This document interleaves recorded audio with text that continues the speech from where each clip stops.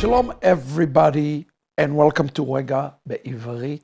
My name is Rabbi Shapira, and this week we are in Parashat Wajigash. We are looking at the reconciliation between Joseph and his brothers as he revealed himself. Now, I would like us to look specifically for a moment at the reconciliation that takes place between Joseph and specifically his response to his own brothers. Joseph says, and I quote, "Va'ishlecheni Elohim lifnechem, לשום לכם שארית בארץ, ולהחיות לכם לפליטה גדולה." When the brothers see Joseph, they are, of course, not just astonished. The text says that they had this word in Hebrew, etzev. Etzev.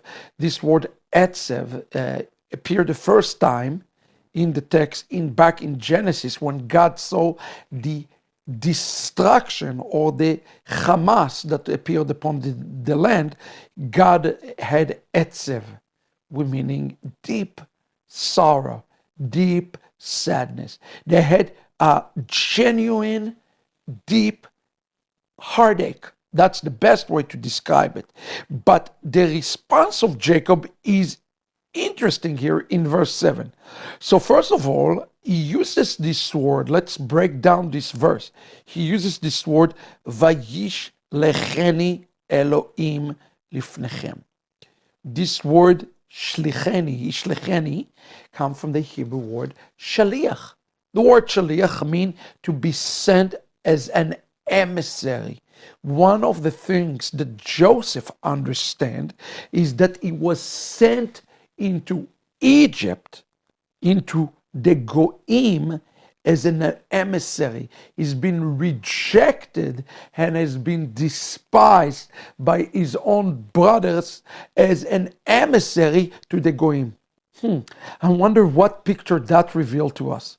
Of course, that this is the picture of Yeshua, who came and sent away to the Goim for 2,000 years in order to prepare a way for his own brothers. What an amazing picture. So number one, Joseph is understanding his role as a shaliach, one that is called to fulfill a great purpose. But what was his purpose? Here he goes, second part of the verse, verse 7. He uses this word, lasum lachem she'erit ba'aretz. Or in Hebrew, this word she'erit is the word for remnant. This is the very first time in the Hebrew Bible where we see the term remnant has been used. He was sent to Egypt to be a remnant for the entire house of Israel. And this is important for all of us to understand. He says here in continuation, Vele'achayot lachem. The word chaim, life, means to resurrect you, to revive you, to bring life to you, to bring healing to you. All of those words represent the reason that he was rejected. We have a picture here of one who was sent away in order to bring resurrection, life, and ultimately salvation to his own brother by his own rejection. That, friend, is a picture of the Messiah.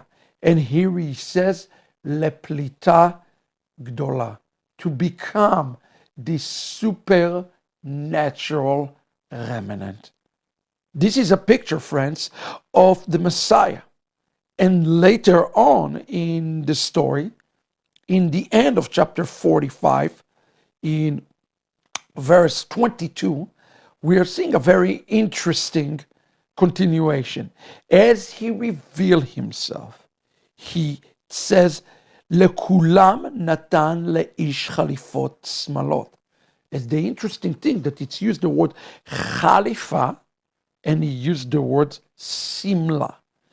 Both represent a garment of clothing.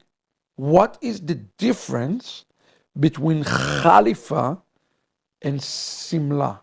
He says he is giving all of them a garment.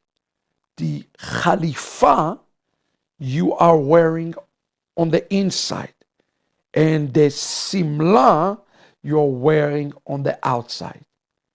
Now this is important because in Matthew 22, the man who was invited to the wedding did not have the right garment. He did not have the right Khalifa. And because of that, he was rejected from the wedding and he was tossed out. It is a prophetic picture of what Joseph done for each and every one of us. Yeshua is giving us the inner garment and the outer garment, Khalifa and Simla, in order for us to be ready and be prepared for the wedding in the days ahead. And it's interesting because it says that he has given, look at that, to each and every one of us. A Khalifa and Simla to each and every one of the brothers, and they receive it. And to Benjamin, he is given 300 kesef. 300 kesef. Shalosh is 3, me'ot is 100, 300 pieces of silver. Why this number is so important? The reason that this number is important, because the rabbis teach us that the weight and the wage of taking a slave and setting him free is 30 pieces of silver. Yes, the same 30 pieces of silver from the Brit Hadashah. Why did he give him 300 pieces of silver?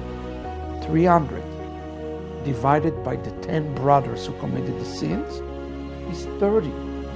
He gave Benjamin the wages of freeing his own brothers. In essence, he gave 30 pieces of silver for each one of the brothers. And not only that, to Benjamin, he has given, it says here in the text, 5 chalifot smalot. Why is it so important that he gave you 5? 5, if you flip the letters, is the word for Mashiach. 5, Mashiach. What is the solution for all of us today? As we help to set our brothers free by giving those 30 pieces of silver, becoming a living sacrifice like Benjamin for our own brothers, it is us who are getting dressed with the garment of the Mashiach. This is, friend, the Regah B'Ivrit. For this week, let us dress ourselves with the garment of Mashiach by helping our own brother.